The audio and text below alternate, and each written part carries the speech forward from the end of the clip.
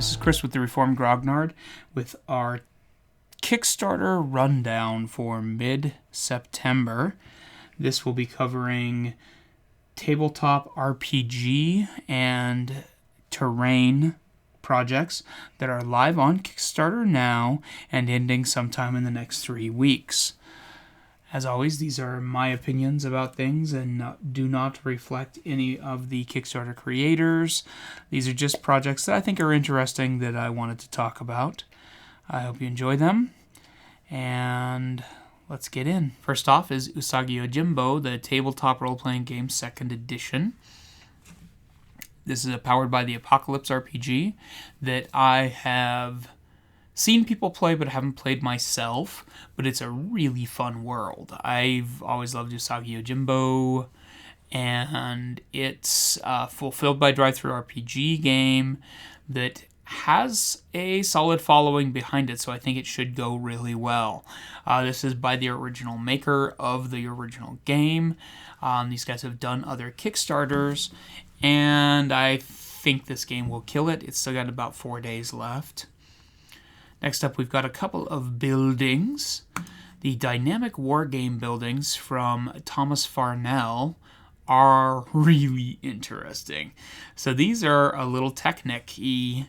They actually move. They've got microchips in them that have the buildings move or control things, and they're insane. They've got like bucket miners and sci-fi gardens, and a lot of them have like rotating turrets, and it's very interesting looking. Some of them are a little weird, but I think part of that is just the lack of painting and finish work on them. Like this one looks like it has so much potential. This automatic farm is awesome looking. I can't wait to like see what this entire thing looks kitted out, and it's such a unique item. It's such a unique building compared to a lot of other sci-fi modern type structures that they do with the MDF. I think it's really cool. The comms dash is rad and something that has really been missing from a lot of game fields. I think it's just, I don't know, their designs are really clever. Like, look how cool these are. I genuinely feel like the electronic aspect, the moving part, is kind of unnecessary and it's a little silly. It makes me a little worried that they're more expensive than they need to be because they're really cool looking, but I don't want to pay more just to have things move. So, I don't know, but every single one of these is great. Like, just all of the designs are really cool looking.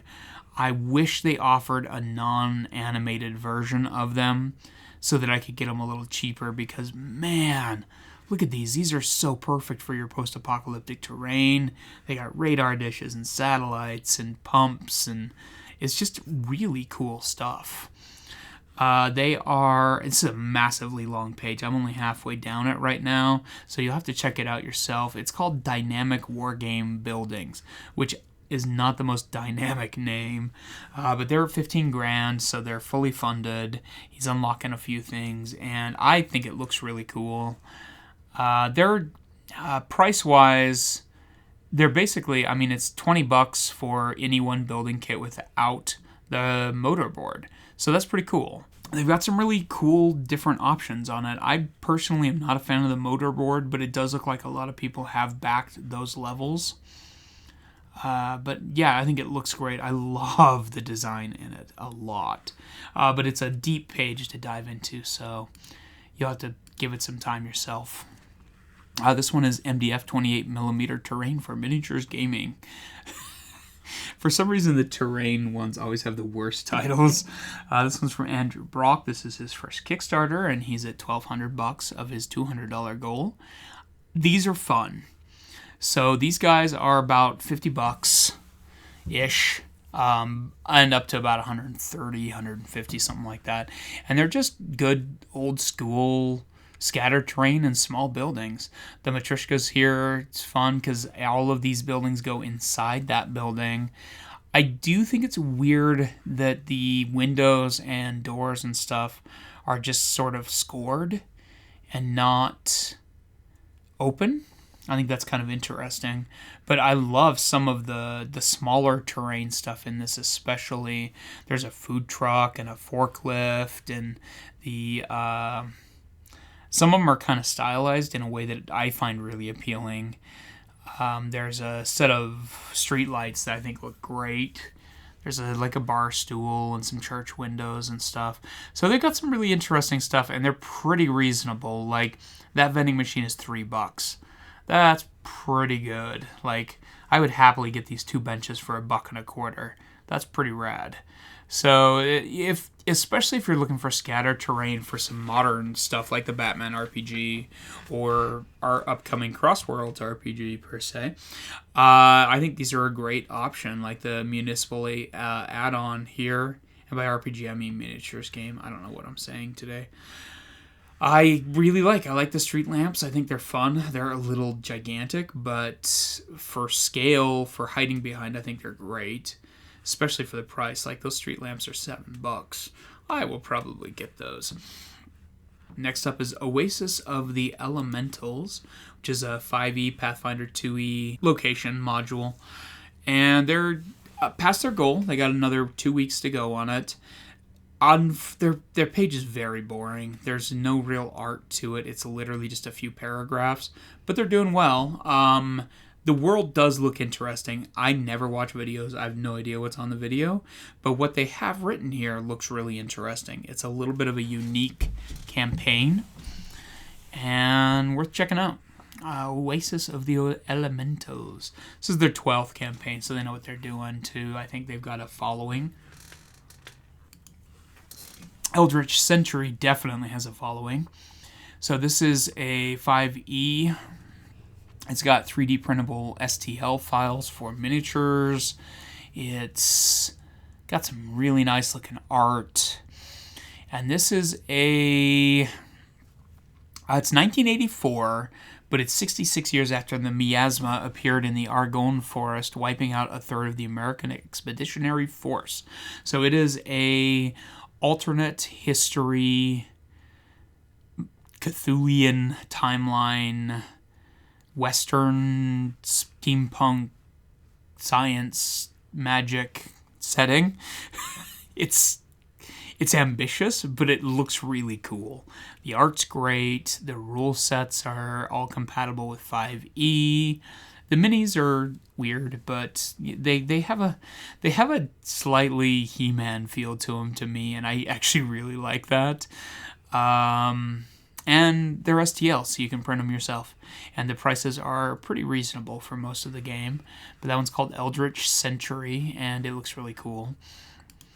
There's the Book of Unusual Potions, which is a systemless guide for potions that has a lot of appeal to me. It's only got it's got $9,000.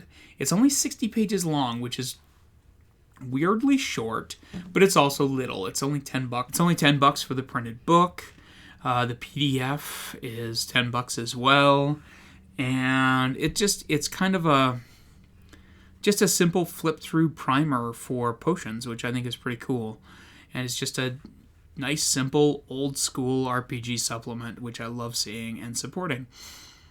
I haven't started it yet. I will now. Tiny Little Bastards. I love this set.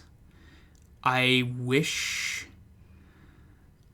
it was doing a little better. It's only at 850. I feel like it should be doing a little better than it is, and it's got less than a week to go. But they're really fun.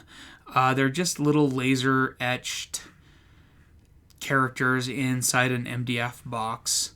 But they've got a very Dungeon Degenerates feel to them. The box flips open and twists out so that you can get at your minis, and they're really fun. The eco-friendly thing I don't care about. But it's got a dragon that you can get. But the goblins are super cool. I think they have five different kinds of goblins. And then they come with wooden stands that have their different numbers on them so you can track them. I like the simplicity of these. They're easy to pull out and just assemble.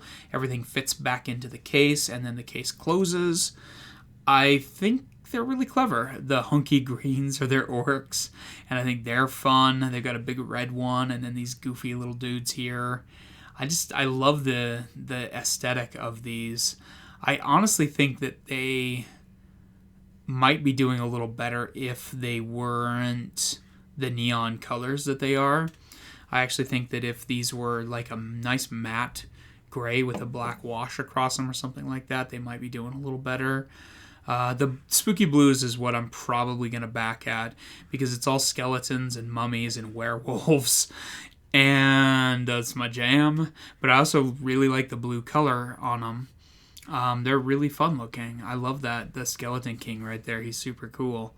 So I'll probably end up backing those guys. They've got other add-ons for like fun little dice cases and stuff. And the shipping's not too insane. It's actually a little high, I think. It's like 12 euros for a $16 thing. And that's the one spot that I'm kind of hesitating on right now is the shipping. But I like the aesthetic a lot. I think they're super fun looking. I think the little case that pops out's fun, but I kind of wish it had been an optional thing. This is their 11th Kickstarter. They've backed 40, and it looks like most of what they do is totally other like weird dice and things and landscape. They do some weird stuff. It's kind of fun. The Magical Drought of Happiness, or Happenstance, sorry. Magical Drought of Happenstance is a magic 8-ball in the shape of a potion. And it's very clever. They're almost done. I don't think they're going to fund, and it kind of bums me out. I think they're not going to fund because they're not painted the way it's showing here.